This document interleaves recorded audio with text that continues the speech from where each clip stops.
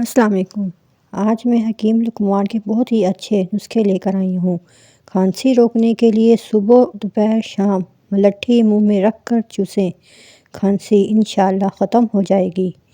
بادام کا حلوہ نزلہ زکام اور سر درد کے لیے انتہائی مفید ہے۔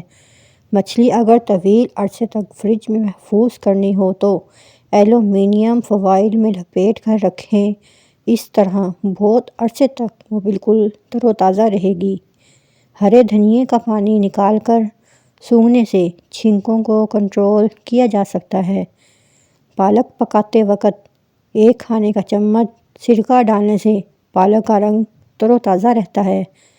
چاول پکاتے وقت اس میں نمک اور سرکہ ضرور ڈالیں، اس سے چاول آپس میں جڑتے نہیں ہیں اور بہت ہی اچھے اور ذائقے دار چاول بنتے ہیں۔ اگر لیموں کا رس زیادہ نکالنا ہے تو لیموں کو اوون میں گرم کر لیں یا کچھ دیر کے گرم پانی میں رکھ دیں تو لیموں کا رس بہت زیادہ نکلے گا۔ السلام علیکم۔ آج میں حکیم لقمان کے بہت ہی اچھے خاص قسم کے ٹوٹکے لے کر آئی ہوں۔ آٹے میں کھیرے کا پانی ملانے سے روٹی نرم پکتی ہے۔ نمبر 2، رات کو لہسن کھا کر سویا کرو، صبح آنکھ جلدی کھلے گی۔ کام ختم ہونے پر گاجر کھا لیا کرو، جسم میں جان آ جائے گی۔ نمبر 4، روز 1 بال اکھاڑنے سے بال لمبے ہوں گے۔ کالا نمک سر پر لگانے سے بال مضبوط ہوں گے۔ سونے سے پہلے لیموں چاٹ لو، نیند بہت اچھی آئے گی۔ نہاتے وقت سیب کھاؤ، ڈپریشن کم ہو جائے گا۔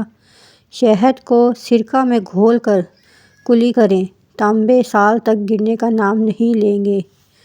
روٹی نرم اور پھولی ہوئی کھایا کرو، کمر کی چربی اور پیٹ کی چربی کبھی نہیں بڑھے گی۔ چہرے پر اگر زیادہ خشکی رہتی ہے تو دہی میں 2 دانے چنے پیس کر روز لگائیں، چہرے کی خشکی ختم ہو جائے گی۔ اگر میری ویڈیو اچھی لگی ہو تو پلیز لائک کریں، سبسکرائب کریں اور آگے شیئر بھی کریں۔ شکریہ۔